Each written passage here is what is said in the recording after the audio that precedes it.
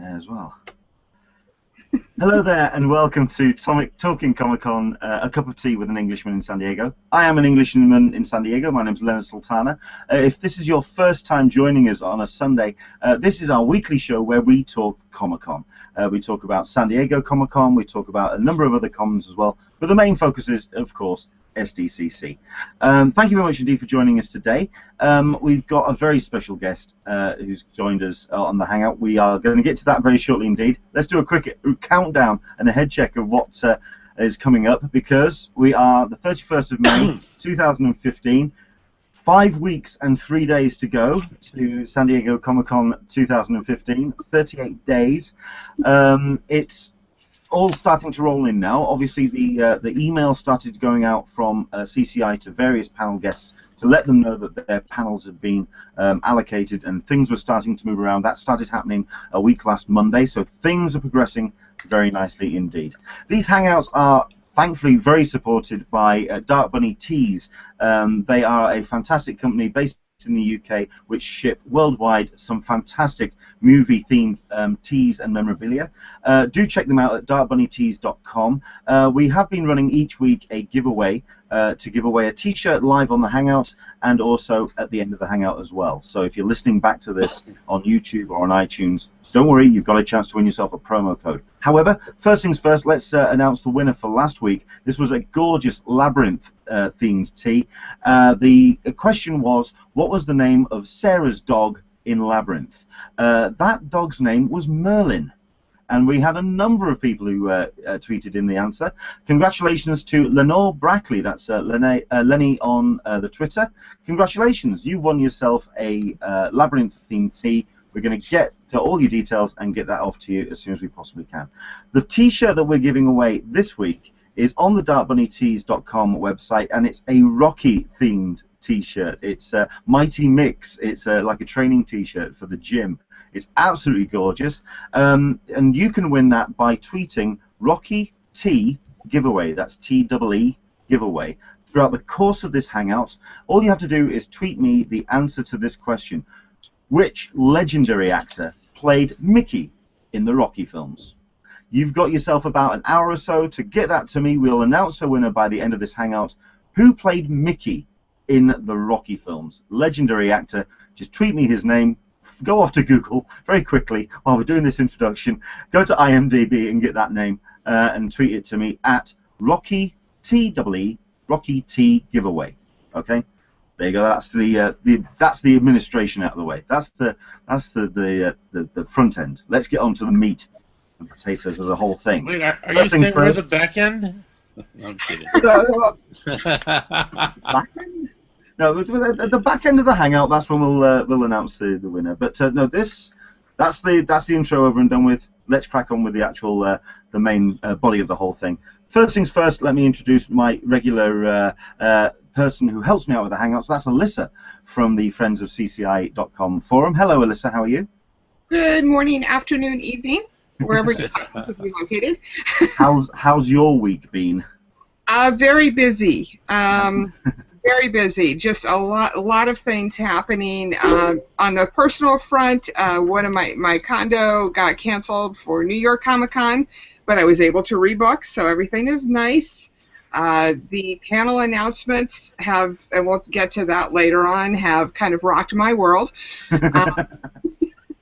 And of course, getting prepared for our illustrious Mr. Glanzer. Indeed, and this is where we welcome David Glanzer from Comic-Con International. Hello, David. How are you, sir? Hello. I'm very, very good. Thank you. My apologies for the background. I'm actually not at the office. I'm in a little anteroom at the house. As we're getting closer to the show, there's less time to do stuff at home, so trying to get all my chores done this weekend and maybe next, and then it'll be full-time Comic-Con from there until the show. I can imagine as well there's also a couple of cork boards as well with panel announcements and pins, which you don't particularly want us to see at this point. So yeah. I can appreciate that. That's something I actually wanted to bring up, because if you didn't catch the brilliant conversation that David had with the unofficial blog earlier on this week, I noticed a slight change in title. Now, I'm just wondering if that's deliberate. Is it Director of Press and public relations or director of marketing? What was that all about? It's director of marketing and public relations. Was it written something else down there? I didn't notice. But I've had the same title for a very long time. My duties have changed, or not so much changed. I think all of our jobs have increased and diversified considerably, but my title remains the same. Okay. Well, I mean, I suppose that's a really good introduction to the conversation. I mean, for people who don't really know who you are, you are the voice, the spokesperson for CCI. So, for people who might not be aware, what does that entail, and what is the hierarchy of CCI in terms of organization? Well, Comic-Con has a board of directors. I think it's a 13-member board of directors, and a committee of several hundred, and then an office staff, and then, of course, department heads.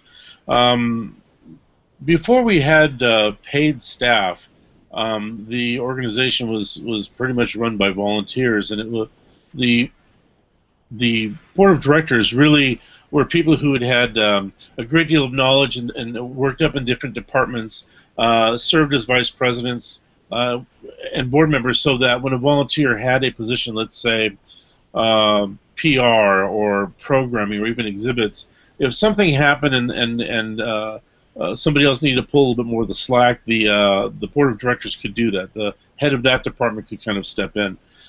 There's still some of that, but a lot less so now. The show is so huge that the board of directors have their own jobs and things to do, which is to ensure that Comic-Con lasts for many years to come.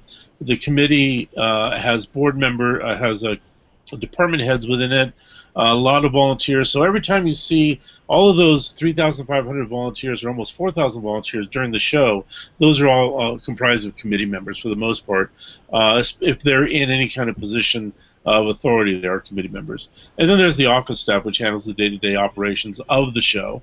And you're right, my job entails being the spokesperson for the event, speaking to the media, speaking to questions that arise from any number of different outlets, and it's important that me and my team stay abreast of what every department does, and interact with the board on a regular basis, and that's kind of it in a nutshell. That's all you do. A big nutshell. You basically, you have your fingers in every single pie regarding Comic-Con International. That's all I do. Yeah. Yeah. I mean, I know it's important. I mean, the reason we do this is, I think there are times when people may mention something about Comic-Con, but if they don't know the full story or don't know how something happened or how it interacts with another department, information can come out that may be inaccurate. So we try to have, by having a press office, we try to ensure that the information is not only truthful but accurate. A single voice, I can absolutely appreciate that. I know that Alyssa had a question regarding a relationship with the committee and the board of directors. Alyssa? So you're part of the office staff? Correct. Okay. So how many people are in the board? Are on the board of directors? There's a 13-member board. 13-member board, and you said 200 or 300 committee members? Several hundred. It depends. So what happens is, in order to be a member of the committee, you have to have attended a certain amount of meetings. Majority of the people who are on the committee, actually, I guess all the members are on the committee, have worked multiple shows, and then they want to get into a voting capacity. So by doing that, they get tapped into the committee. They request to be a part of the committee, and then they're accepted into the committee, and then they're voted on. I know that at our meetings we have in excess of several hundred. I don't know what the offhand exactly what the committee encompasses now. I would imagine it's probably, I would think probably at least 1,000, if not a little bit more, but I'm not exactly sure of that number. So when it seems obvious that a change or an advancement needs to take place within the structure of San Diego Comic-Con, where does that change, where does it start from? Does the committee, is a presentation made to the committee that would say, for example, why don't we do something about wristbands in Hall H, and with the policy that was implemented last year? Did that start with a committee, or did that start with the board of directors? It was, decisions like that really aren't on a committee level, and I'll tell you why. Because that one decision that you are aware of, because it's a public decision, is one of probably about several, I'm not kidding, at least a couple thousand that are made throughout the year. Okay. So the committee and board really meet only once a month, and it's not possible to run everything for approval on stuff that is really a logistical thing. Now, there are things like facility, moving, things that are truly dependent upon the future of the event, that have to have approval, and that can start. It's almost like a legislature in your state. It can start from anywhere. A member of the board may have an idea and bring it up, and then it goes for a vote to the committee. A member of the committee can bring something up to the board, and it can come from anywhere.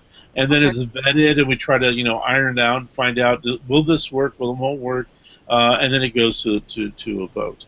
So I think we just had a vote recently. I'm not exactly sure what it was we voted on, because there's so much stuff going on in my life right now. But we just had a vote this past meeting, and it was effective, and it's a good way to keep everybody abreast of what is going on. So when changes happen, like I say, we are going to talk about the wristbands and the situation with that with last year.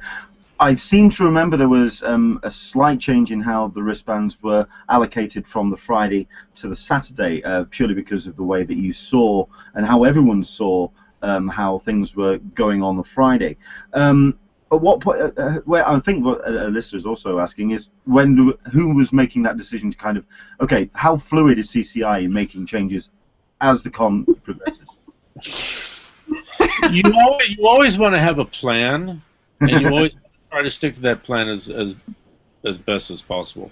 What I will say is, as you can imagine, with thousands and thousands and thousands of people, sometimes things can go awry. What we try to do is mitigate any problems. Clearly, we're not always successful, but what happens then, it's really important, and it's really something that we take a great deal of time and effort in, is analyze what happened. If something went wrong, what went wrong, why it went wrong, and how best to minimize it going wrong again. We see this in registration. We see this in any number of things. The truth about the wristband system is the feedback that we got was really 50-50. There were things that were certainly done that probably could have helped things along. But in reviewing it, some of the people really liked the fact that it kind of deterred a lot of cutting in line. But there were other issues with it too. We don't know whether we're going to do the wristbands as of right now for Hall H yet. That's something that we've been talking about all year, along with everything else. So we should have a decision probably fairly soon, as we're getting down to the wire. But those are still things that we're kind of weighing our options on. Just on the forum, where I put up a poll just after the hangout, the blog hangout on Tuesday, because I wanted to get active participating attendees get their read on it, and there are 24 wristbands and 17 against them. So it's kind of 2/3 to 1. Yeah, I'm not going to do the math there. Yeah, don't ask me to do the math either. But I will tell you that in our surveys too, it always seems there.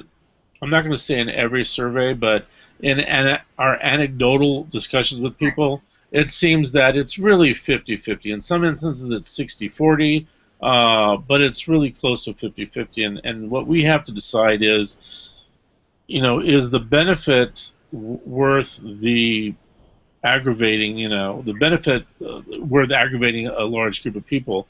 If we can eliminate the problems or try to mitigate the problems that cause the issues in the first place, then maybe that will be more a 75 or an 80% approval, But again, that's something they're working on, and we hope to have a decision about that really soon.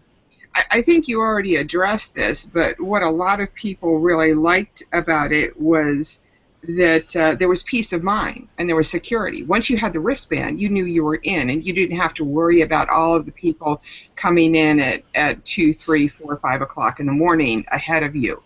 And yeah, I think there was, one of the things that we're always concerned about is people who want to get into the show and this is true of any line anywhere, at a movie or whatnot. Getting in line very early and all of a sudden finding yourself, at the back of the line because people save spaces and all that. And the wristband seemed to have been able to eliminate or at least reduce that to a great degree, and that was something that we were really very happy about. I was really happy with the wristband situation, certainly on the Friday night, if anything, because it allowed me to get my wristband on, and then I could nip off and attend the Eisner Awards in the Indigo that particular evening. So, and know that I had the spot waiting for me when I got back. Obviously, there was issues in terms of the people lining up for the wristbands because of the uncertainty as to when the wristbands were going to be issued. And at which point then people just were kind of hanging around for those wristbands, and it got earlier and earlier. I'm presuming that's part of the conversation that you've been having all year. Absolutely, as well. Absolutely. A term that's come up on the forum has a new term that's come up has been wristbanding. Have you been wristbanded? Just to put that out into the lexicon of the con world. I'm making a note of that. That shows up as a hashtag anytime soon. Yeah. So to change the topic here, unless there's another question that you've got, Leonard. No, go for it. The second thing that a lot of my members have been talking about is the floor, the exhibit floor, and what can be done about the classic question, the exhibitors who take up all of the who are on the floor early. They're milling about either the Lego or the Funko booth, and as soon as the doors open, they jump in line with their badge, the regular badges. Is there any way that we can police? We've been trying to address, or we have been addressing that, not only with exhibitors, but with other people as well. Right now, we try to ensure that people have just one badge. So if you're an exhibitor, you have an exhibitor badge. You shouldn't have an exhibitor badge and an attendee badge. And I think exhibitors, for the most part, certainly, I don't know what the rule is offhand on selling to other exhibitors, but we do have a lot of exhibitors on the floor, clearly before the show opens because they have to be. Why they're not at their booth and in line somewhere else is certainly a question that we've been wondering about as well. But we're dealing with some of the people who have exclusives to find a way to reduce that situation. I don't want to get into the specifics of it because whenever you do, then somebody finds a way around that. So it's something we're certainly aware of. Has there been any thought to expanding the tickets into the sales pavilion so that Lego and Funko and some of the other booths, in addition to Hasbro, can hand out tickets there and keep the mad rush down on the floor at all? Those have been things that we've discussed, yes. Not only internally, but with exhibitors as well. Yeah. So does Lego need to decide to do that, or does CCI decide to do that? We don't want to say something that's going to, for Lego to look on Monday and say, I can't believe CCI said this. And I know that you're using Lego as an example. But yeah, we're in constant discussions with them about how best to make sure the floor is as controlled mayhem as it possibly can be. And I think for the most part, a majority of the exhibitors, especially those who have exclusives, want that as well. We just have to make sure that we can come to an agreement that meets their needs, meets the fans' needs, and it's something that's a really safe environment for everybody. So it's discussions that we're continuing having. I can't get too much into the details of that, but it's not something that we haven't noticed, because we certainly have. So it's been brought up. That's great. That's great to hear. Oh, absolutely, absolutely. Yeah, I'm glad that there's a discussion about that. And without even getting into the specifics of what has changed, if you attended Comic-Con probably 10 years ago, it's very different at those booths now than it was 10 years ago. But again, I don't want to get into the specifics, because somebody might say, "Oh, I didn't realize that," and But so it's a constantly evolving thing. But we do know that it still does occur, and we're trying to find the best way to mitigate that.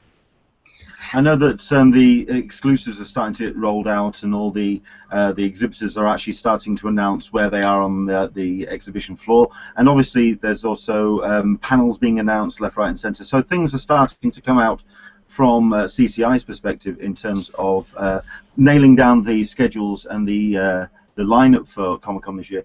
Now, I know that the panels were starting to roll out as of a week last Monday, the 18th of May.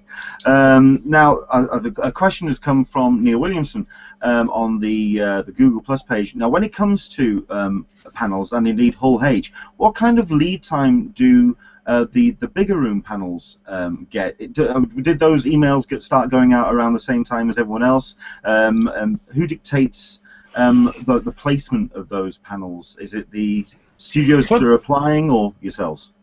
For the most part, I mean, everything program-wise happens around the same time. However, we do have dialogue with a lot of different panel presenters throughout the year, because they not only present at Comic-Con, but they present at WonderCon. And in the course of our year-long conversations, they may say, "Oh, by the way, we're thinking of this, this, or this." We've been in this business long enough to know that we know that they earnestly are hoping for something, but that is really dependent upon so many variables that we don't even know about on their end, that their plan to bring, blockbuster movie B is their big push for the year, and then 6 weeks from the show, it's like, wait a second, X and X happened, so we're now going to bring movie C, or we're not going to come at all. So it's a dialogue that happens throughout the year. The nuts and bolts, like other programs, happens along the same time as other programs, but it's something that is very fluid. And this is actually true of almost all programs on the floor and meeting rooms. A lot of those programs are very fluid, which is why we don't actually release our schedule until a couple weeks beforehand, because invariably there's a cancellation, a change, or a switch.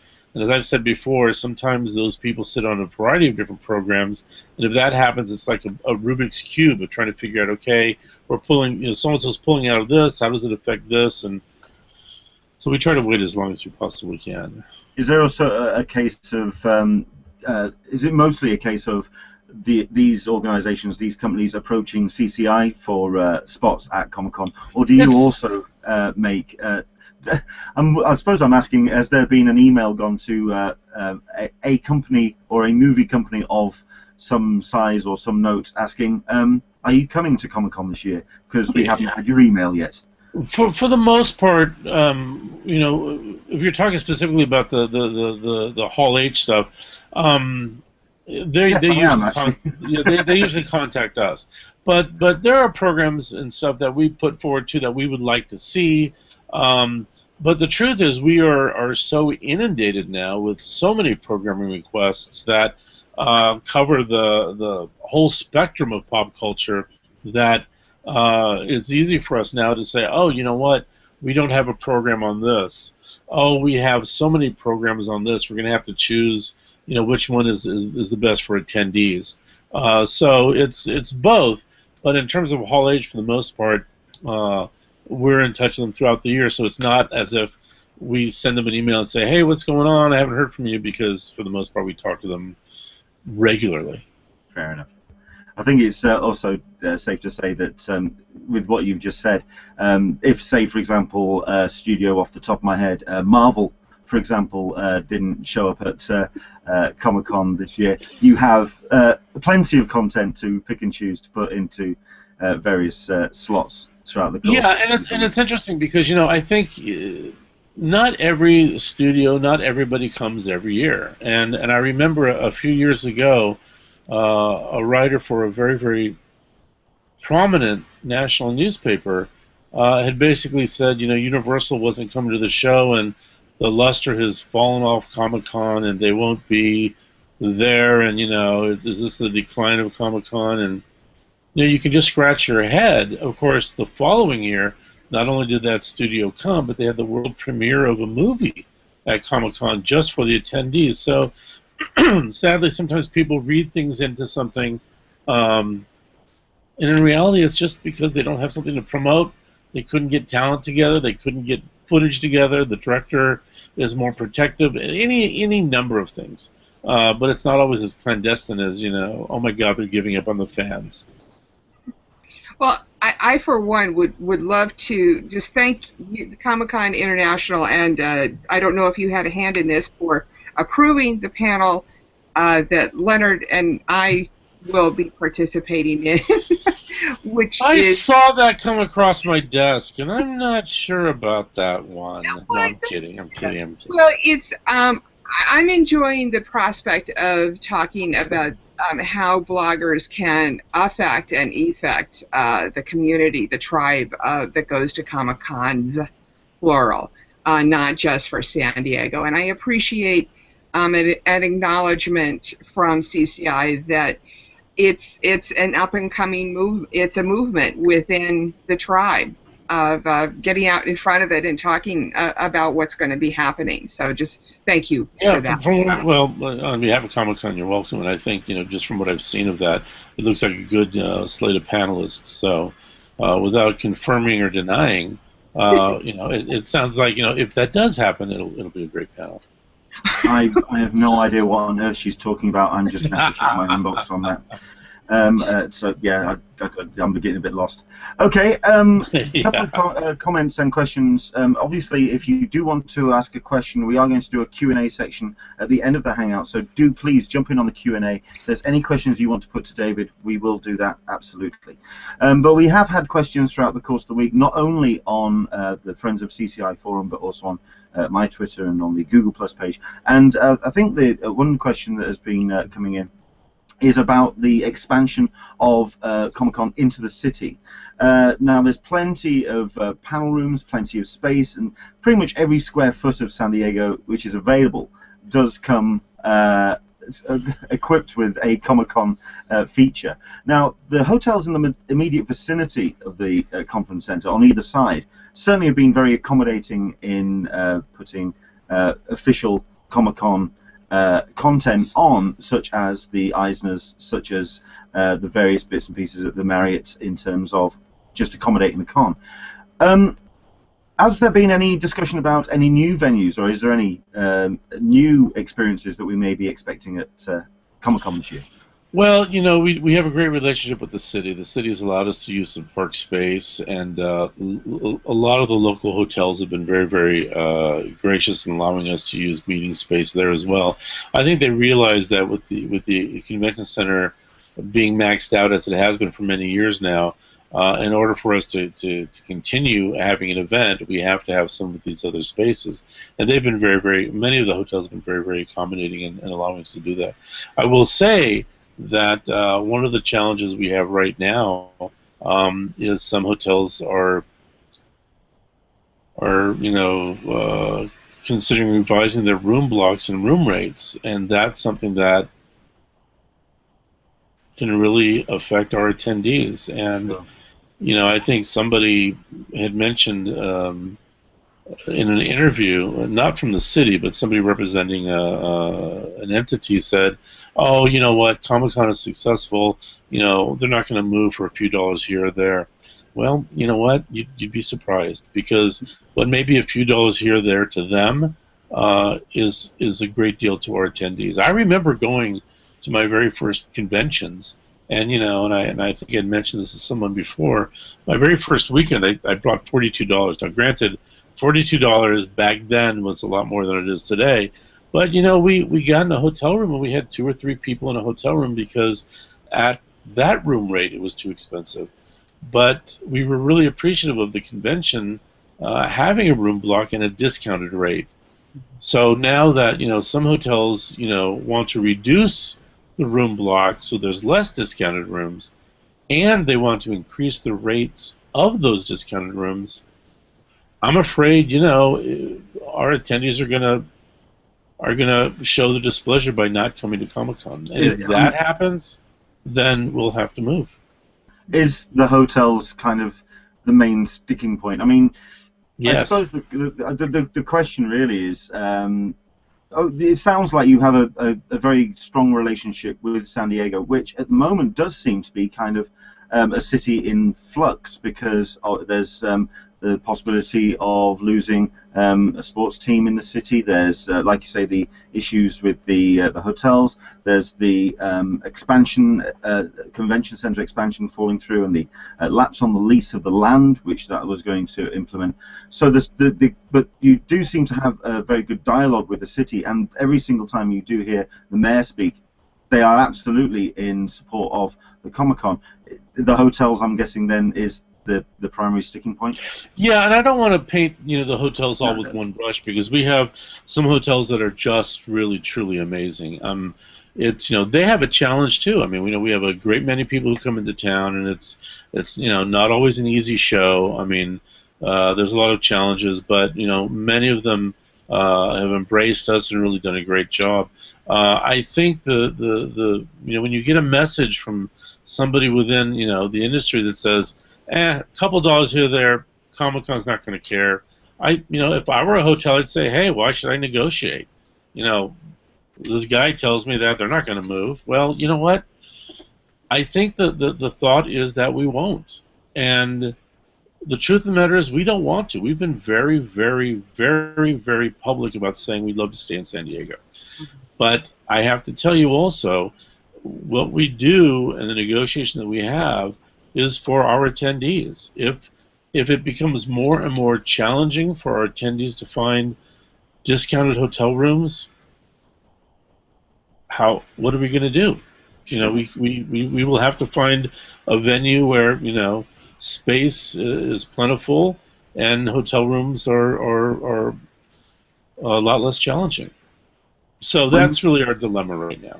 Okay. When's the next kind of conversation that's going to be? When's that going to start moving into negotiations? Is that going to be after this con? Are we from the moment that July's out of the way, start working on the communication with the hotels? We're really over our head in this right now. I don't mean over our head like we're flailing, but in terms of time. Typically, we sign at least 3-year contracts. Our contract expires next year. And I think it's a testament to the board of directors and to Comic-Con that we would like to work things out in San Diego, the fact that we haven't just moved. But I have to tell you, the longer this draws out, the more difficult it is for us to stay. And if we do, well, I don't want to get into that, but it's really presented an amazing challenge for us. But we're negotiating, we're still talking, and that's always good. I think so long as you have a dialogue, that will help. It's sounding you're sounding very tired of the conversation with the hotels, because I can appreciate it's very draining, not only for yourself but also for CCI. It sounds like a very frustrating. The hotels have been really great, and nobody wants to deny them making income. I mean, that's one of the great things about Comic-Con is we welcome people from all over the world, and they help out the economy. And we were born in San Diego. We love the fact that attendees want to come to San Diego and not only stay at the convention center, but stay at hotels, shop at the places, go to the zoo, restaurants, and all that. We love that. We want that to continue. But if we're starting to hear now from our attendees that the hotel room rates are really too expensive for them, and that scares us, quite frankly, because if they decide that they're going to pass on the show because it's too expensive, we have an issue. Sure. And I don't think anybody. San Diego is a beautiful city. It's a vacation destination. We have a wonderful location. You expect to pay more for that. I mean, I don't think anybody denies that. But I think everybody just would like it to be, as I don't know, as fair as possible. And who's to say what's fair? I guess. But reduced room blocks and increased room rates, just something that is a challenge for us, and one of the things that's a sticking point right now. Alyssa, I would just like to add, if it does come into being that you need to consider a different location, I would like to encourage everybody, and I'm sure that this will be a thought amongst the committee and the people, to think about keeping the campus feel of it. My other favorite con, New York Comic Con, is a prime example of a convention that is limited to the convention center because they don't have the hotel rooms, the outside hotel space, and they can't take over Midtown the way San Diego Comic-Con can take over San Diego, which is brilliant, and the way WonderCon effectively takes over that entire area in Anaheim. I'm hoping for the same with LA next year in WonderCon, but if San Diego Comic-Con were to lose that because of having the need to go to a different location, I think it might lose the flavor of it, and that's what I'd be really scared of happening. It's very interesting because the campus setup was really as a direct result of running out of space in the facility. If you'll remember, before we ran out of space, we didn't have anything outside really, and we had no signage. But because we can't increase attendance, because we don't have more exhibit space to sell, we had to find creative ways of accommodating not only additional people, but generating revenue without just spiking up badge prices and exhibitor rates through the roof. And one of those ways was sponsorship. So you'll see a lot more signage and card keys at hotels. That helps us underwrite our operating costs. But one of the things we were able to do for space as well was move to local hotels and across the street. It's interesting you say what you say, because I think people do enjoy the outside atmospheres, but if the convention center does get expanded, it'll be interesting to see whether or not we can. Did I raise an eyebrow there? I do apologize. All right. Fingers crossed for an expansion, though. Absolutely. Yeah, and it's not it's not a dead thing. What ended up happening? I mean, the mayor and the city's right now looking for another way to fund it. The funding proposal that had been put forward was something that everyone thought was going to work. And it ultimately it didn't. So I think they've not. I don't think that's been shut down. I think it's something they're still considering, but who knows when it will happen. But as our president once said, a long time ago, when everyone kept saying, "Well, if you have the expansion, will you stay? And if you don't have any expansion, will you leave?" et cetera, et cetera. And he said, I don't see a shovel in the ground, and we've been making our plans regardless of an expansion, and that continues today, which is why the hotel contracts are really so important, because if you add the fact that they want, there's reduced room blocks, increased room rates for those room blocks, and sold out maximized space, it's a tough one to argue to stay. I mean, something that a number of people I've been speaking to is, while these have been sticking points, there have been so much positive developments in terms of Comic-Con, in terms of how it's expanding into the city and also beyond virtually, which leads me on to something that I'm extremely excited about and what I'd like to talk to you about, and that's the Lionsgate arrangement that is going to be starting off at the beginning, I believe, the end of this year. This is a online video-on-demand streaming service which CCI and Lionsgate have got involved in. Can you tell me a little bit more about that before we ask? You know, we're still in the very, very beginning stages of this. You know, they approached us a couple of years ago, maybe a little bit over a couple of years ago, but at least 2 years ago, about doing some kind of a streaming service for our fans and people who couldn't make it to the show. And, you know, as you guys know, we're notoriously conservative in terms of, you know, engaging in new things. You know, we really have to vet it out and talk about it, and, you know, and they certainly seem to say the right things. They, you know, a lot of their product are fan related. Pardon me. They kind of, you know, speak geek. And in the course of conversations, we thought, you know, this could possibly work. And I think one of the big selling points that they had was this was an ability to highlight, you know, all the good that is at Comic-Con, whether it be the Comic-Con archives, whether it be certain panels and programs. You know, bring that to an even wider audience for those people who can't attend the show, and that includes not only archival stuff, but potential original programming, and also, you know, purchasing, you know, stuff like some of these other video-on-demand services that are fan favorite stuff. We've had a couple of meetings, and every time, you know, we finish, I'm incredibly excited. I think this will be a very fun thing, and I think one of the most important things with this service is we approach it the same way we do Comic-Con, and that is we enter into this in an effort to do something that we ourselves would like to see. So in all the discussions, you know, Lionsgate has been saying, you know, we think about this is what do you guys want to see? And we're like, oh my gosh, we want to see yada yada, and it's like, you know, being able to create your own channel. Granted, there's always licensing issues. There's any number of, you know, things that can go in there, but for the most part, we're all very, very excited about it. It's supposed to launch hopefully at the end of this year. We have our fingers crossed to be something a lot of fun.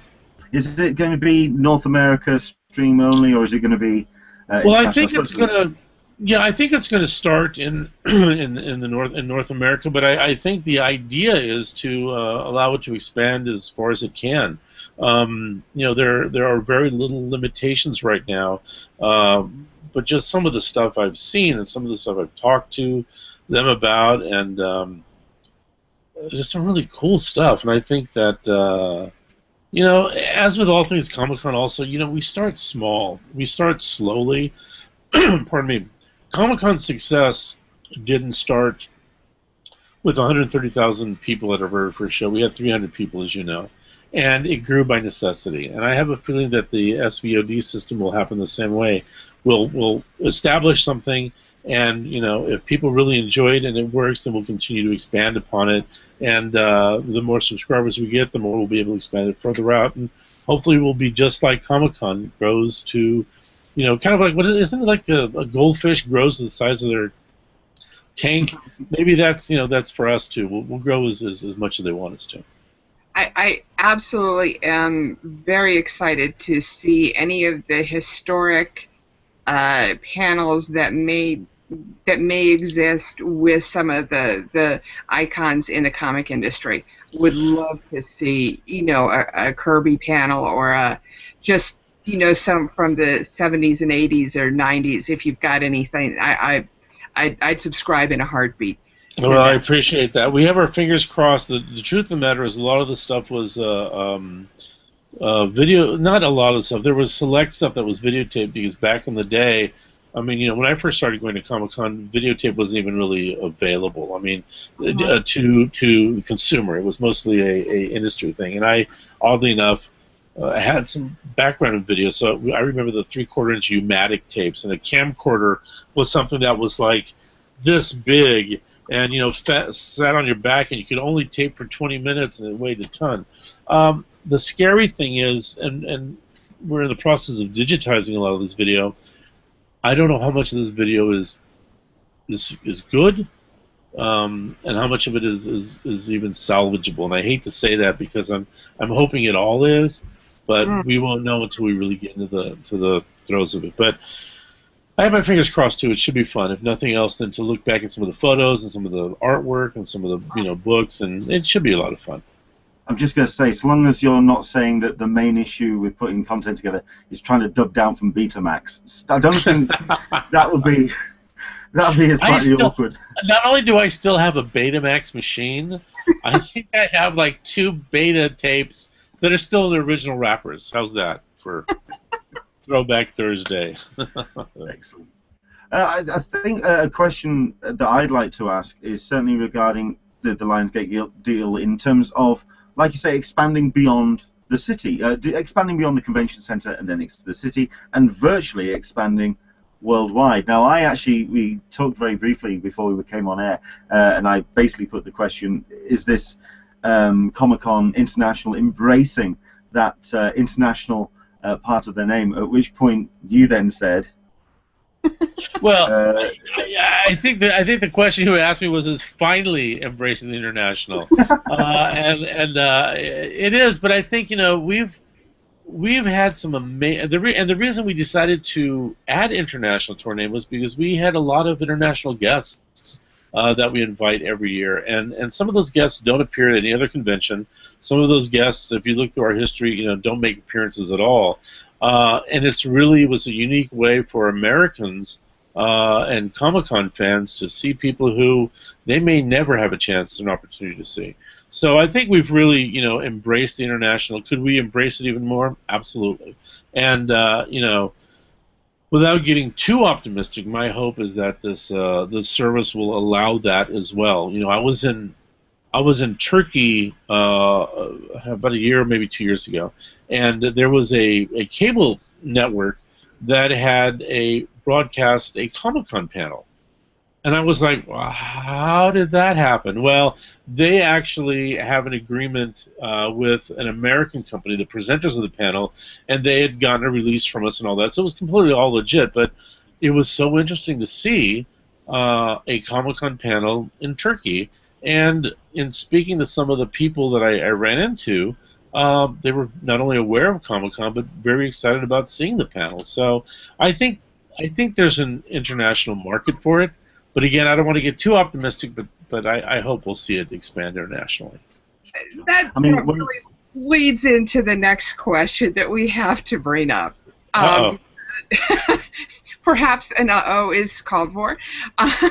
We had a conversation with Mike Armstrong at ReedPop last week, and he, as you know, ReedPop did Star Wars Celebration and had a fabulous streaming service for some of their panels. And the effect that he said, and I agree with, that streaming service had on the entire community was everybody saying, oh, I want to be there. That it just permeated through the culture so much. The tweets, the posts, the links, it was all anybody was thinking about for days with regards to that. And I don't really have a question, but... Well, I think you bring up a really good point, and that is, the thought was I want to be there. Mm-hmm. With Comic-Con, we already have more people who want to be there that can actually be there. So seriously, the idea of streaming for a promotional. I'm not saying this is a bad thing, because it's actually a great thing for them, I think, especially. But I think to use video streaming as a promotional tool, for me, is not something that we want to do. And I think we may have discussed this, if not online, but personally. I cut my budget for advertising and marketing for Comic-Con substantially years ago, because it's really difficult to we're in a weird situation of trying to remind people that the convention's coming up, there's cool things happening at the convention, and not hype it up so that people are like, why are you telling me about a show I can't go to? The conversely on the streaming thing is, we know that people wait all year for Comic-Con, and we want to make sure the experience that they have is unique to them. Now, does that mean that in the future there won't be delayed streaming? No, I think all that is open. It's something we still discuss. There's a lot having to do with bandwidth and a lot having to do with a lot of different things that play into this. But it's a discussion that we continue having. We want to make sure that we don't take away from the experience of people who actually attend. And sadly, right now there are more people who want to attend the show than can, as you know. But I don't think we would use that for a promotional thing. But if we ever did do streaming, it would be as a benefit to attendees, or like the video on demand service for something that somebody wants to see who may not be able to attend.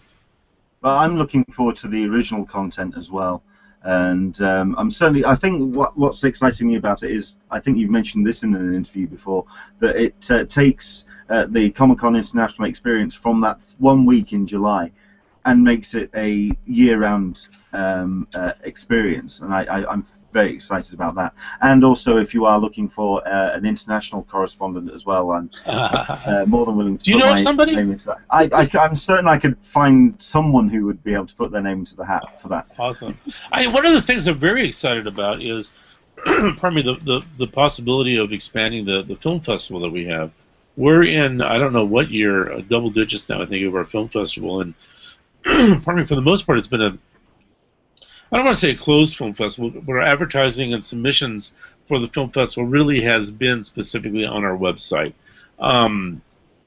This Lionsgate's very interested in our film festival as well, and the possibility is to exist that we might be able to open that up even more, get even more exciting films, and then maybe screen some of those films on the site. And having Lionsgate as a partner, maybe that will help some filmmakers as well as to making some inroads. So, again, everything is still pretty much up in the air. But I think with the film festival as well, it's very difficult for attendees to actually see too many of the films purely because of the wealth of content that's on display in San Diego. They can't actually make it to a number of the screenings. So I think the online to make it available online, I think is an interesting. Yes, I'm very excited about it. I really am. Yeah.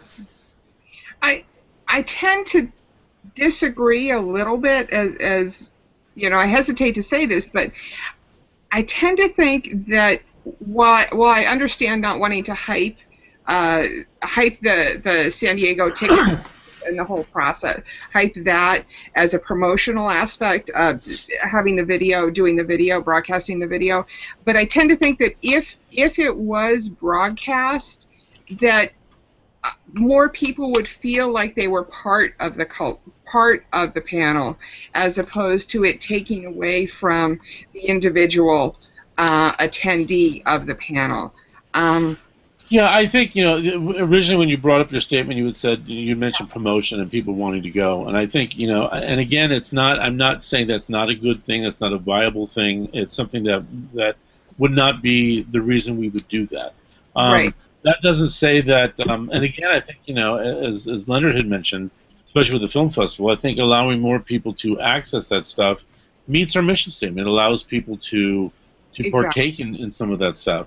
But, I remember when Lucasfilm announced the title of the one of the Star Wars films, and if it was live streamed, which would be great for fans outside the building. But one of the great things about all those people inside was they were all, tweeting and social messaging. And I remember this poor gentleman from Brazil, I think, running to the press desk and saying, they just announced the title. And I said, yeah, I heard. He's all, my phone died. And at the time, I think the center, I don't know if it still does, had, what's it called, payphones.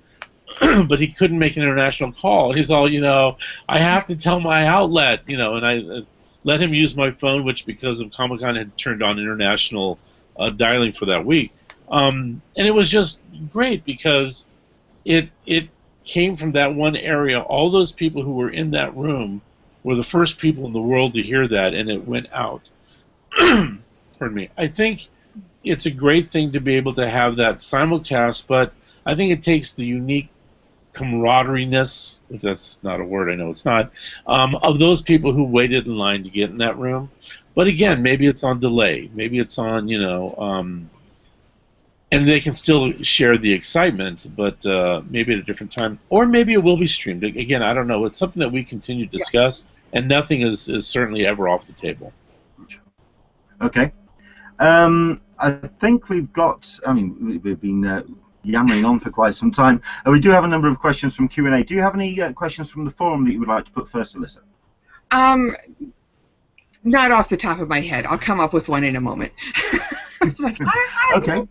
Well, in that case, I can imagine there's a whole pile of them. Let's start with a number of questions that have come in from the Q&A this evening, or this afternoon, this morning, wherever you're watching. Thank you very much. This morning, this afternoon, and evening, apparently. How many time zones are we in? Every single one of them.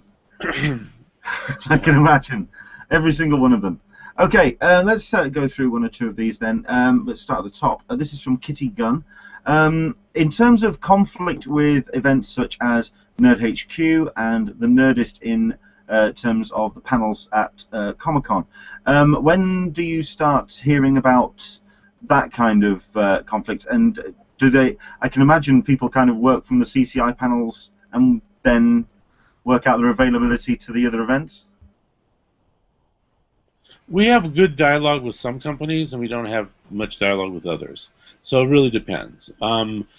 Those that work with us and that we work with, it's again a year-long thing and coordinated. And last year we had the Ashley Eckstein's fashion show, sure, which we had talked about for a while, and it was truly an off-site event that we didn't produce or have anything to do with, but she kept us in such good communication with us that pardon me, that we were able to work together and help her promote that. And I think without confirming or denying whether they'll be back, although I think she's already mentioned that they would, stuff like that is really great. I think it really helps us to be able to let fans and attendees know all the stuff that's going on and take part in it. So, especially in Ashley's situation, it's a continual, and the Nerdist, Chris and the gang over at Nerdist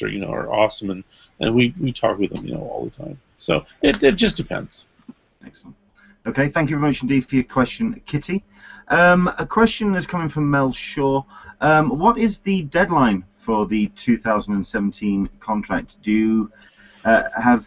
I mean, that's a really, really great question, and there is no. It really is, and believe it or not, there's no deadline per se. But if there is a deadline, it probably would have been a year ago. So that's how wonky things are, to be honest with you. Okay, Alyssa? No, I just was commenting on the a year ago.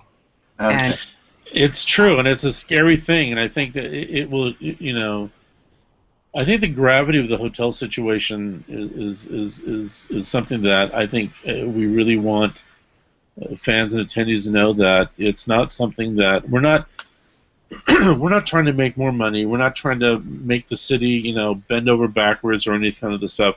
We want to make sure that our attendees are very important to us. Without our attendees, we have no show. Pardon me. They've been with us from the beginning. They continue to support us. They let us know when we drop the ball, and they should, because there's no way to fix a problem if you don't know it exists. So we're actually very grateful for that. But they need to be taken care of too. I mean, you have to make sure that they can attend the show, and so this is one of the big things. And yeah, I would say if there was a deadline, it was probably a year ago. So that's how far behind we are. Is there anything that San Diego, the mayor's office, for example, can do to help? The mayor has been very, very well. It's interesting. The mayor has been very proactive, and actually, the mayor has been very, very personally involved. Mm-hmm. So, hold on one second. I'm sorry. I hope is that muting? When I call? That's fine. It's fine. Is it not muting? It's not muting. Oh my God! Okay.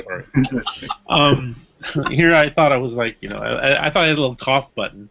Clearly I don't. My apologies to everybody. The mayor's worked very hard in the city as well, but you can't. you can't make people do stuff they don't want to do. I think you can tell, the hotels that, look, if we can't come to an agreement, and Comic-Con starts hearing that their attendees aren't happy with the hotel room rates, and they start to not buy badges, then they're going to leave. But I think some of the hotels don't necessarily believe that. And again, I think when you have somebody saying, Comic-Con's not going to leave over a few dollars here or there, that's kind of an infuriating comment. Yeah. Well, I mean, there's a question that's come in from Michael Leventhal, who's saying, thank you very much indeed for addressing the hotels. They really do take up almost half the expenses for the show, especially for a downtown room. I'm sure there are hotels on each side of the discussion. When negotiating, is it an all-or-nothing negotiation, or is it based on a majority of the hotels? That's a really great question. Here's my fear. You have a hotel, and each hotel offers different room blocks, and and each contract is made individually, so it's not an all or nothing. It really is individual. My fear, though, is if you have a couple of hotels say, "Oh, you know what? We're going to reduce our room block. We're going to increase our prices." Next time we come up for negotiations, if I'm one of the hotels that didn't reduce my room block and didn't increase my prices, I'm going to say to myself, wow, Comic-Con was able to survive, and my neighbor here was able to get more hotel rooms at a higher rate, and the hotels that he did give up were also at a higher rate. Why aren't I doing that? I think I would ask that. And I think if that happens, then you have a domino principle where everybody says, hey, you know what? So that's then things start getting very awkward. And indeed, there's the possibility, like you say, that the ultimate could happen. At which point, Janine Lucero has asked, I think, a very good question. I've heard that Los Angeles and Anaheim have approached CCI. Are there any other cities that are courting CCI in case Comic-Con moves? There are always cities that say, hey, we're still here, this is what we have, we're kept abreast, it's a year-long process. So yeah, there are some other cities, but both Anaheim and Los Angeles have been very, very diligent and forthright and putting together proposals and ideas and suggestions and things of that nature, and let us know their facilities, and both of them, to address Alyssa's point, talk about the outside venues and activities that they have. So it's a constant dialogue with them. And Alyssa, you're absolutely right with WonderCon. They used to that plaza area in front now used to be a street, if you remember, that would go to the Marriott or the Hilton. They paved that over a couple years ago, and that's wonderful. It's a great place for the food trucks and for people to gather, and Los Angeles has the LA Live area with a huge area there, a function area, and there's some really interesting stuff with both facilities. So, yeah, they do keep us abreast of that. I can only imagine at Christmas time the amount of fruit baskets you get from various cities' tourism offices. They must fill up a good room at your house easily. Some of them we get a couple of oranges and stuff like that. Sometimes I think everybody is so, and I have to tell you, it gets so busy that they treat us very nicely. They're always making sure that we're aware that they're there, and we're grateful for that. Excellent. I mean, I don't know if you guys saw, but when we announced, Alyssa brought up, WonderCon moving to Los Angeles, which is something that again, a dates issue. But wow, the mayor issued a comment in response to that. That was like, wow.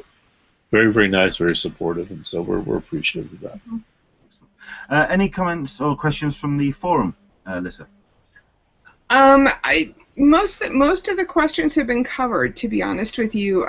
Talking about the online video channel and addressing the archive issue, the subscription models that might be discussed, video on. I suppose that's a good question. What has been discussed in terms of how people can see the Lionsgate content and the the things that you've been planning? I'm embarrassed to say this, but I will tell your viewers that I'm not the most tech-savvy person, as both Leonard and Alyssa will attest to, and my apologies for the reason we were a few minutes late this morning. Was totally my fault. But there are, and it's been explained to me how this will potentially work. Sounds really cool to me. Could I explain to you how it's going to work? I have no idea. It's some of it. It's very fascinating. It'll be very easy. In theory, it will be available on a variety of different platforms. And I've seen some stuff that they put together that is pretty fun. Cool. I do have a question. Oh, sorry. Go on then. No, I'm kind of collating the questions from the Q&A and also which we've been getting throughout the week to put to you. This question throughout the week.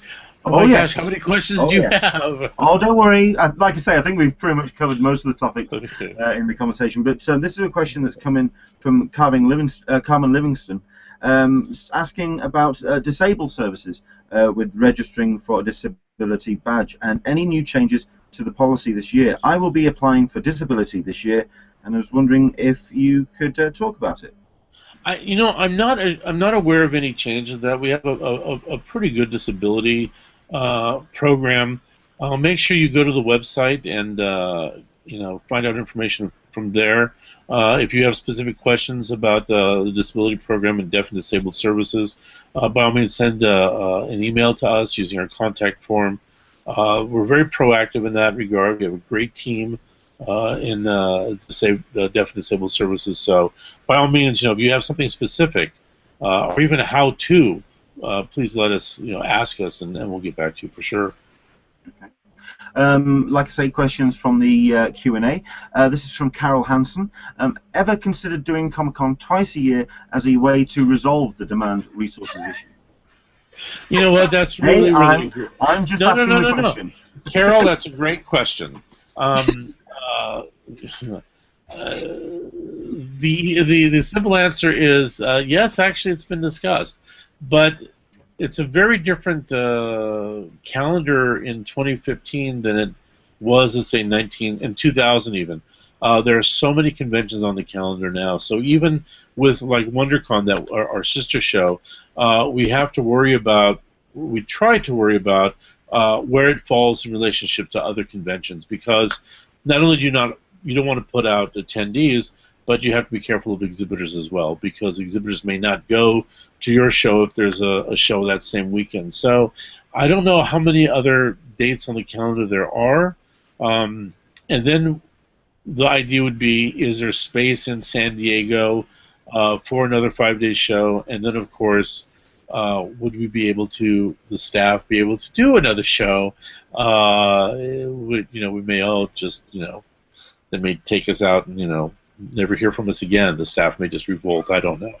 But it's been discussed, and I think the idea is not so much another show in San Diego, but I think, with WonderCon, it's a nice show. I think we had 60,000 people last year. We used to have a third show, Ape, which went back to Dan Votto. So, in theory, we've done 3 shows before. It's they'll probably kill me for saying this, but we might be able to do the 3 shows again. I don't know. I can only imagine you get the pallor drawing from your face. And you know what? It's really. I have to tell you, and this is really honestly the truth, and it's going to sound cheesy. It's hard work to do. I mean, you guys attend shows, you get to see the kind of the nuts and the bolts and the behind the scenes stuff that isn't always fun for everybody. It isn't even really the work so much that's a challenge. It's making sure that you put on an event that the fans are going to enjoy. Because I got to tell you, to Carol and everybody else, the worst thing in the world would be to mount a show just to alleviate congestion and then have that show kind of be lame. And overriding that is not what we want to do. We want to make sure that we know that it's not cheap to do these shows. It's not cheap to attend and to get a hotel and a badge and all that. We want to make sure that the experience that the fans and the attendees has is the best that they possibly can. So that's really an overriding factor also. Okay, let's go through a couple more questions. This is from let's go Fernando. Very quickly to go back to the hotels. Real quick question: what can we do as attendees to help you communicate to San Diego hotels that attendees want a larger reservation block or more affordable rooms? Is there any way that we can help? That's a great question, Fernando. I don't know. I don't want to give anybody's email address out and say, bombard them, but maybe a note to the mayor's office or something. And I should say that the mayor is on our side, but maybe the mayor can present, some of the stuff to some of the hotels and say, look, people are complaining. And I would be really, if anybody sent any emails, I'd be very cordial, and just say, these are our concerns, but be nice, because everybody's trying to work. Maybe we could find a volunteer to start an online petition to the city of San Diego. Yeah, maybe, I think. You're not going to back that publicly, are you? Well, the truth of the matter is, I don't want to piss anybody else off either, because we are negotiating. And the truth of the matter is, I don't think there are bad people in this. I think there are people who are looking at ways to make sure that they're taking care of their interests, and you can't blame them for that. And I have to tell you, even some of these hotels now that are talking about reduced room blocks or increased rates have been great partners in the past, and we hope they'll be great partners in the future. So I don't want to do anything that would aggravate them. So I think to Fernando, I'd say maybe if you want to write just an email that says we want San Diego Comic-Con to stay in San Diego, we appreciate you working on helping to keep the hotel rates low or something like that. For now, I'm afraid of doing like a call to action, but Fernando, I really, really appreciate your willingness to see how it is that you can help, because it means a lot. We're all going to be in San Diego in July. If you want to head to the Hall H tent line on Tuesday night, I'll be handing out pitchforks and flaming torches. We'll organise something. I'm going to have to. I'm making a note right now. Sultana, TSA, pitchforks, and torches. I do have a question about programming. Since the board is close to coming into being with all of its post-it notes, is there a coordinated effort again this year to put back-to-back or side by each in different rooms the two panels that everybody wants to go to? Like, going to do that again this year? Well, I'll be very honest with you. There's so many different factors, and chief among them are, let's say there's a big Star Wars panel, and let's say there's a big Star Trek panel. Mm-hmm. So if I shouldn't use Star Wars. Let's say there's a big movie A panel and movie B panel, and these are two of the biggest things. And the studios say, "Hey, we've secured cast, and they're available on Saturday at 2 o'clock." And both of these people say that. You got to say, okay, well, do we say no to one and yes to another, or do we try to accommodate them the best we can? So there's a variety of reasons why that ends up happening, and sometimes it's totally out of control. We try to plan the day in each room so that it has a certain flow, but also, and I don't envy the programming department, because they also have to work with schedules. And a production may be filming, and they say, "Look, we can't leave set until 6 p.m. the night before, and so we have to be first in the room, and then we have to be out by like 1 o'clock in the afternoon." So that's why you'll see some stuff kind of like back to back, or right after another. But also, it gives people we all want to see what we want to see, but it diversifies the crowd too. So that's kind of a side benefit and fault, if you will. Okay, so you're talking about the Alyssa was asking about the panels and the programming there, and obviously I can imagine there is a corkboard with post-its on it. How close are you now to actually putting ink and black ink instead of a Post-it? It's always in pencil, and I'll tell you why. And it really is true. It's because things will change on the fly. I would say a majority of the stuff will be fine, but you know, the programming department is great in giving me, you know, a heads up on stuff as it happens. But invariably, before I talk to anybody, if I have to talk to somebody for planning purposes on a panel or presentation that's going to happen, you know, I'll run over to Eddie and say, Eddie, you know, is this still? And he's like, no, there's a revise. So, you know, it's while they keep me very well up to date, it can change in the course of a day. It can change several times in the course of a day. So it's all in pencil right now. Okay, fair enough. Well, I mean, I suppose the three final things between now, I mean, obviously, all the studios have got their noise and all their announcements to go off and whatever. But from CCI, I suppose the final three things now to be announced are the exclusive list, the souvenir book cover, which I'm extremely excited about, and the T-shirts. Can we tease from you when we can possibly see any of those? No. And the only reason I say that is because actually I believe if you do some little investigative stuff on our website, you may have actually have gotten a sneak peek of the souvenir cover. Ooh. About 3 weeks ago.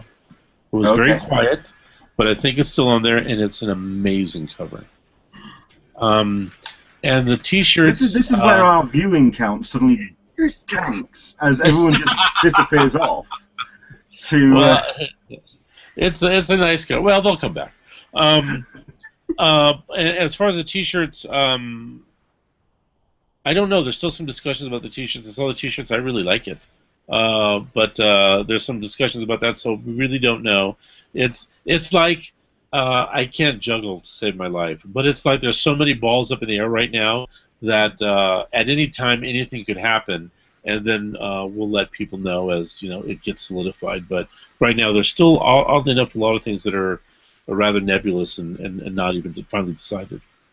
Well, you do have to top the Sandman one from 2013, which is my personal favourite. Very, very cool one, right? I know, and of course there's the steampunk toucan in the background, which yes, personal favourite as well. Yeah. So no, looking forward to those. Excellent stuff indeed. Any last questions from the forum, Melissa? I think I've pretty much covered everyone from the Q&A. No, we're all set. I think we're all good. I think we're all I good. have one question. Sure. So it's a cup of tea, right? Yes. With the Englishman in San Diego. Yes. Where's your cup of tea? My cup of tea is right here. Okay. I think I saw Alyssa earlier drinking a little bit, and perfect. And, I'm a little bit jealous of Alyssa's because she also has a Comic Con cup, but I think has she got a name on it or something? Oh no, yours the one with the name on it. Mine? Yeah, didn't you? Yes. I think I have my name on it. Yes. Oh, well, okay. I'll get a some white marker or something. And this is mine. Okay. You send it back to me, I'll chisel it in. Can't guarantee it won't break, but I can give it a go. Thank you. I was mid-sip then. Thank you. Excellent. David, thank you very much indeed for your time. It's been a pleasure talking to you, and I hope everyone really has enjoyed your time. Stick around, everyone. We are going to be talking once we've finally said goodbye. But David, oh my gosh, should I listen in on what you guys say? You can listen. No. If you want to stick around, you're more than welcome. But we are going to be covering the Comic-Con news for the last 7 days. But well, I appreciate the invitation. It's always a pleasure to speak to both of you. I love you guys. You guys are so much fun and always been very, very generous to us and our attendees. And my apologies again for broadcasting from my little cubbyhole here. But I have chores to do today, and hopefully we'll get them all done so that I'm not so frazzled at Comic-Con. Ha! But when do you all come in? When all do you come into San Diego? Maybe we should say this offline. No, but, sure. Well, I'm coming in on Monday evening, at which point I will then be running around, get myself trying to shake off the jet lag on Tuesday, and then straight into it. Alyssa? I'll be coming in to San Diego on the 4th of July during the day. I think I'm going to take a couple of days up with my relatives in LA and then drive down on Monday too. So I really wanted to come in on 4th of July. I've only experienced one 4th of July on my California trips. Admittedly, I can't remember much of it because, yes, I did enjoy it. I did enjoy it a lot. But I wanted to experience San Diego 4th of July, and unfortunately, the flights coming in international on the 4th of July weekend, as you can imagine, are just astronomical. So, no, have yourself a great 4th of July, but we're not there yet. As an editor, if I could do one quick follow-up question. Sure. Speaking of the 4th of July, I know a lot of people who are flying, David, have found that plane flights over that particular weekend and the 5th, 6th, 7th, and 8th have been rather expensive. So if there's any way next year you can schedule it not right after the 4th, please. We would love to. You know, and that's actually a great question, because the truth of the matter is we're at the I don't want to say whim, because it's not really a whim. There are other factors that go into the convention center books throughout the year, and they try to keep us in July, but we've been as early as late June and as late as early August. Mm-hmm. So it can fluctuate a lot. You know, the San Diego Gay Pride, which is a huge event in San Diego, switches with us. So if we get a date, if the convention center gives us a date, they will have it either after us or before us, depending upon where the convention center puts us. So it even impacts them. And I think that, you know, we would love not to be on the 4th weekend, but we have not very much say in it, sadly. We're grateful that they keep us in July. So, but I will let the powers that be know. Just because, in addition to the hotel expenses, plane costs for those of us that actually travel by plane are expensive. Right. No. I can attest to that. Okay. David, thank you very much indeed for your time, sir, and enjoy the rest of your Sunday. Thank you very much. You too, guys. Have fun. Yeah. Thank you. Have a nice day. Thank you. Excellent stuff. I hope you enjoyed that. That was David Glanzer from CCI. Yeah, I think we covered pretty much everything that we wanted to. I would also recommend as well two things. Number one, Kerry from the Unofficial Blog is watching. Thank you very much indeed for joining us, Kerry. She's actually put a link on the Q&A. I'll also try and tweet it out while we're talking about the souvenir cover. Yes, it's the Spirit. So looking forward to that. Also, do check out the conversation that she and the CCI blog, the SDCC blog, took on Tuesday. I think the two conversations complement each other very well. So, brilliant. Thank you very much indeed. Right. Quick competition reminder. If you are wanting to win the Rocky tee that is currently available on the darkbunnytees.com website, you have, 20 minutes or so to get your answers in. We're looking for the answer to the question, which legendary actor played Mickey in the Rocky films? Okay. You can tweet that either directly to me, but we're looking for the hashtag Rocky T giveaway. So that's ROCKY TEE takeaway. Okay, you send that as a tweet. We'll pay attention to Twitter. If you want to win that T-shirt, it's totally free of charge. All you have to do is just pick up your phone and enter that. So, which legendary actor played Mickey in the Rocky films? Right, and we'll announce that before the end of the hangout. Okay, the news from this week. I'll go through the headlines. Just to dovetail onto the suggestion to watch the San Diego the blogs conversation. The conversation. Thank you guys for bearing with me. Also, watch the Mike Armstrong. I think that with Reed Pop, I think that was brilliant, and it gives a completely different perspective on. You've got the Comic-Con International's nonprofit perspective on doing one huge con per year versus the commercial aspect of Reed Pop's multinational organization that's doing shows in Singapore and London and putting on New York Comic Con in October and what that's involved, and he was very, very outspoken and forthcoming with his what they're planning on doing and the Reed Pop Way. So I would encourage people to watch that. Also, it was a fun conversation. I really enjoyed taking that, even though my background did collapse halfway through the whole thing. And you didn't talk much. You know what? I know that I am more than willing to have a bit of a motor mouth on me, but tough. It says it's got my name on the title. I'm allowed. Anyway, right. There you go. Okay, so let's very quickly cover the last 7 days. Then I think the big news actually came the day after last week's hangout. It was the first thing of the week, and it wasn't our panel. This was a confirmation of a massive panel that is returning to Comic-Con, which is of course Doctor Who on Thursday. Now, if we work on the math that was provided by the Conman producer in his Q&A, which he took part in, his thing is happening at 3:45, which means if you look at about an hour's worth of panel for Doctor Who, you're looking around 2 o'clock to 2:30. So that's a lot of people have obviously been rather excited. A lot of people have been a little bit confused and befuddled by the fact that it's moving away from what has been traditionally called a Sunday event for Doctor Who. Mm-hmm. So there's that's taken place.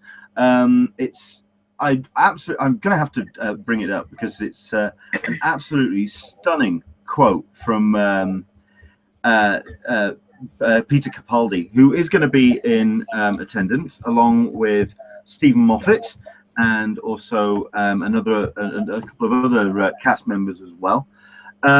It was a gorgeous quote that he came up with, basically extolling the virtues. This is it. Tales from San Diego Comic-Con are told in awe on every set around the known fantasy sci-fi production world. It's become a fabled kingdom, one I am thrilled to find myself heading for, and to appear in the legendary Hall H is a further twist to the cosplay and comic madness that I may never recover from. I think that's wow. I mean, at least Peter Capaldi. I mean, I wasn't expecting anything less, but great quote. So there you go. Doctor Who. Any Doctor Who fans excited about that?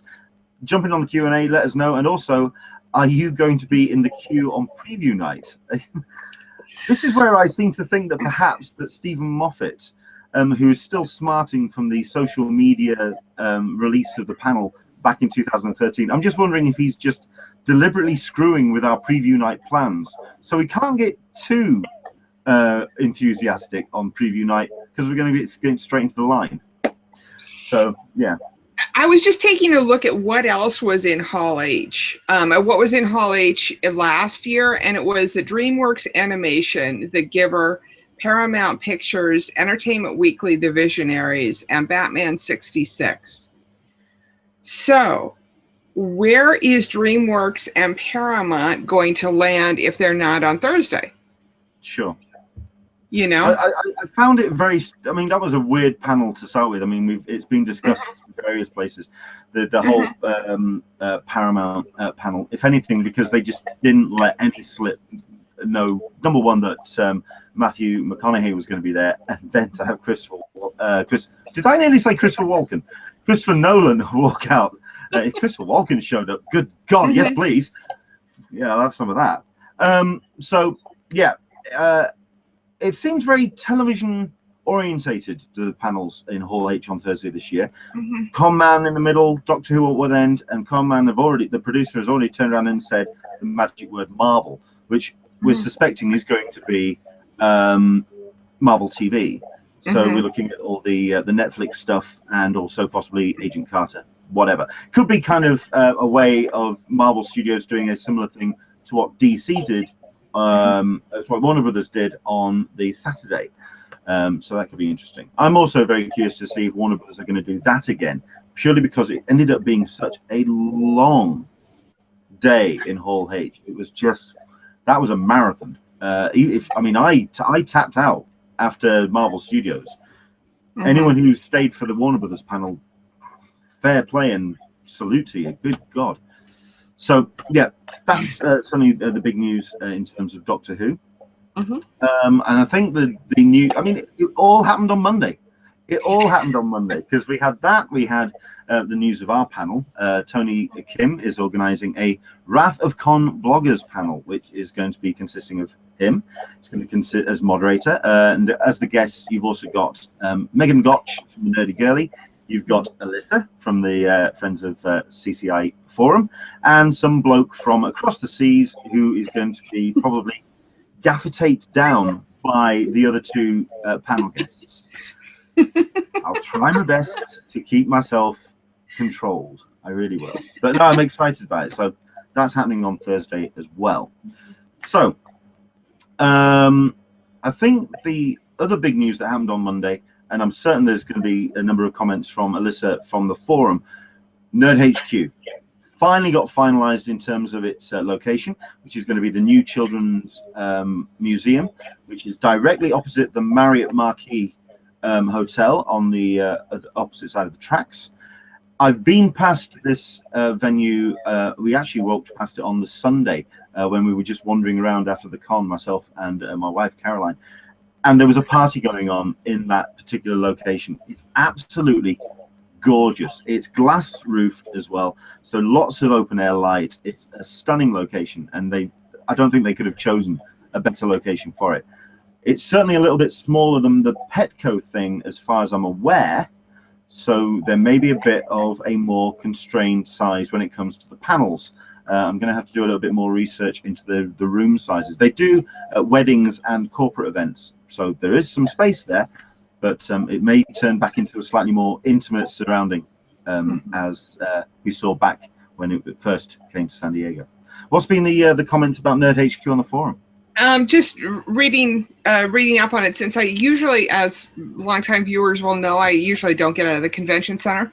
Well, no, I haven't really been paying much attention to it. However, what a lot of people are saying dovetails with you is that it's smaller, it's going to be harder to get into, and crowd control. Sure. It is going to be. I've just had a message come through from a viewer saying that Nerd HQ is going to be losing about a third of the seats for panels this year. It's going to be at least 100 less. Wow, that's going to be a tight squeeze. So, yeah, best of luck if you are up for that. I mean, I know that a number of people were talking about Nerd HQ as an alternative to panels for Comic-Con. When they're that small, it's not really an alternative. You really are going to be, it's a rarefied few that get into those panels. So fingers crossed, best of luck. But I believe the app gets released. I'm going to have to refer to my notes on this one. I believe the app comes out in about 2 weeks' time. And this is all being organized via their association with IGN. Which, I mean, the panel, the app was really cool last year, but it very much was a case of everyone was kind of glued to their phones to keep an eye on when the panels got announced. So that's Nerd HQ. Didn't they sell tickets, right? They do, but what they do is they sell tickets for the panels. Right. This is raising money for the chosen charity of Conversations for a Cause. Well, it's the Conversations for a Cause. It's the panels names. Right. And, the charity is Operation Smile, which is a very, very worthwhile cause. Didn't they have a lot of problems? The actual Nerd HQ itself is free. Didn't they have a lot of problems with their ticket sales last year? I'm seeming to I recall that. I think it was more just the storming of the gates from fans. Well, that's what I mean. That's what exactly. I mean, like all things con, a lot of people were trying to desperately to get their tickets early. When they first opened up, and I think they only, if I recall correctly, they announced it like a day or two beforehand, and they announced pretty much while the con's happening. It's very much. I think they very much would like you to go along and experience Nerd HQ as an event in itself. So very curious. I mean, like I say, it's a gorgeous venue and lots of little individual rooms. So it shapes up very nicely. We've got Charlotte Allen on the Q&A, who's turned around and said, "I'm very excited about the Doctor Who panel. I fly in from the UK on Wednesday at 6 p.m. Too much jet lag to camp, I think." You are in for a shock anyway. I think the Thursday generally is going to be a bit of a culture shock for you. Best of luck for you. Carol Hansen's jumping in and saying the sales process for Nerd HQ panels was good, but they do sell out in seconds, which is completely understandable. Mm-hmm. The Nerd HQ app comes out on the 12th of next month, so yeah, 2 weeks' time. Thank you much indeed for Carol on that one. Let's see what else we've got. Carol Hansen, Children's Museum has 200 seats. Petco had 250 to 300. So that kind of confirms what we were talking about there. Okay, other news that came up this week from the unofficial blog, who do very much, there's a couple of their writers that very much cover and keep an eye on the TV stuff, very much noting that Hannibal is going to be returning to Comic-Con this year. Obviously, we may be seeing a couple of, an X-Files crossover cast member, so she's going to be in town anyway. But a lot of people obviously excited about the cast. Hannibal is a series which certainly in the UK hasn't really kind of landed, but I know in the States it's certainly a popular show. Do you watch it, Alyssa? I don't watch it. No, there's too many other shows. I don't. I think I have like 1 or 2 seasons stacked up on my TiVo because I know I should watch it because I know that I would probably enjoy it. However, I don't. I'm bad. I know. I saw the first 6 episodes and then everything else came out, and at which point I just got lost. So yeah, I didn't get lost. I mean, that program has been and gone. But yeah, I mean, like Penny Dreadful, big fan of. So, yeah. I've been mostly following, trying to take a look at and keep abreast of the exclusives this week. That's been my big thing to follow. I suppose that's the next thing we can talk about, the exclusives. Which exclusives have been jumping out on the forum over the last 7 days? Getting ready for the Maddie sale, and they recently announced a Hot Wheels trifecta, and I'm trying to find the link for that. But that one, to my mind, looks brilliant. There's also that will be. We're hoping that will be available in the Maddie sale for those that have pre-registered for it. There's also a Krypton dog, which looks absolutely spectacular, which is Mobius Models is doing that, and I think that can be pre-ordered too. I'll see if I can grab the image URL and put it up for people just to take a look at it. Excellent. Just the little dog. Well, I mean, there's been so many. I mean, I know that a lot of noise was made about the Saturday Night Live, the Weekend Update, the Tina Fey, Amy Poehler, Entertainment Earth figures, which are coming out now. This is where we were talking about this when we were planning this hangout. At which point I just said the words Entertainment Earth, and your face just dropped. I have a real problem with Entertainment Earth because every time I get an exclusive from them, it seems like they always have it for sale after the con. It's not an exclusive, it's you're paying for the little sticker, and I have a real problem paying for the little sticker. I don't want to do that. I would just as soon order it from home. If I want the item, have it be shipped to me and not have to mess with the lines at con or carrying it home in my luggage. So, and it seems like most of Entertainment Earth stuff is that way. I like some of their stuff. I think last year they had a Godzilla bank, which I absolutely have in my living room. My husband lets me put it in my living room. So yeah, but no, I'm not going to go for any of the Tina Fey, those 2 dolls. I'm not a huge San Diego. I'm not a huge SNL Live fan. Yeah. Okay. Yeah. So. I thought they looked cute. I thought they looked funny enough. Yeah. Looking forward to Kid Robot. Sure. Stuff. Sure. And I think I'm still waiting on Funko. I'm still waiting on all sorts of fun and noise. Don't forget, next week is going to be a special one of our Hangouts. It's going to be a SDCC Toolkit episode, and we're going to be talking about collectives. Please, right, everybody now, everyone, just cross your fingers and repeat after me. Please let the special guests pan out. Oh, please, right? That one, yes. I'm not saying it. Yes. I'm not saying it again. Just please. Okay, so that's next week. Okay, and I think the other thing that I'm personally interested in, and I think this is, I don't know if it's because I am at the end of the day a Brit, and I'm looking forward to seeing how this pans out.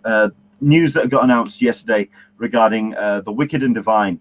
We've had we've had Kieran Gillen on the Hangouts before. He's a great guest, and it's exciting to see that The Wicked and Divine has been optioned for development by Milk-Fed Criminal Masterminds, which is Kelly Sue DeConnick and Matt Fraction's company, by Universal Television. They have turned around and said they are going to be in town. They're going to be in San Diego. Now, admittedly, they were kind of going to be in town anyway, because they also have a slew of nominations for the Eisner Awards. So fully expect to see Kieran and Jamie bounding, rather giggling like two small kids up onto stage on the Friday night. I'm looking forward to seeing that, because I fully think that they deserve to win, because it's a great book.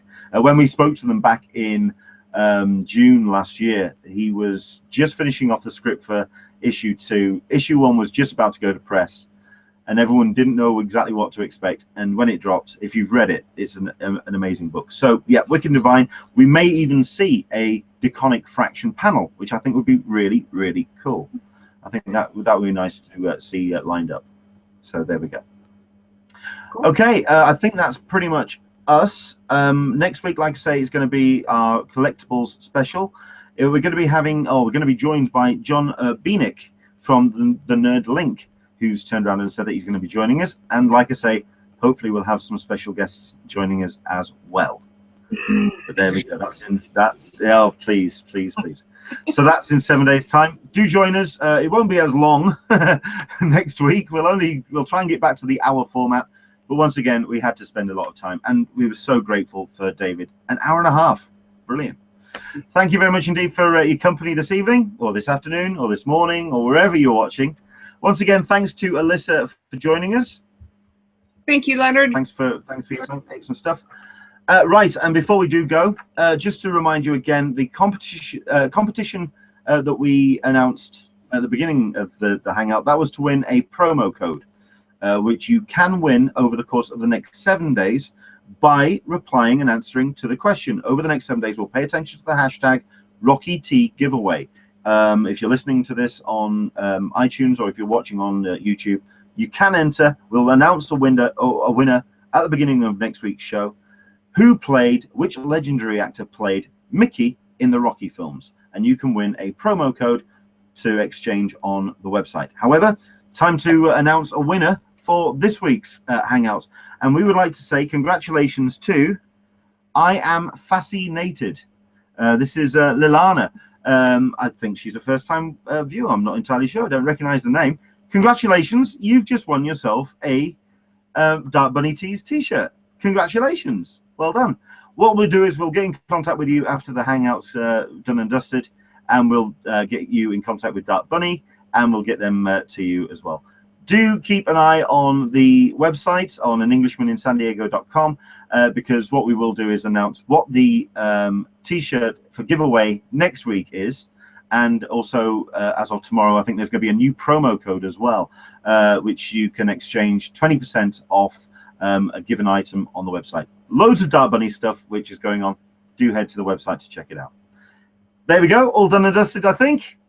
Time to draw a line under it. Take care. Enjoy the rest of your Sunday. Good night. Bye-bye, everyone.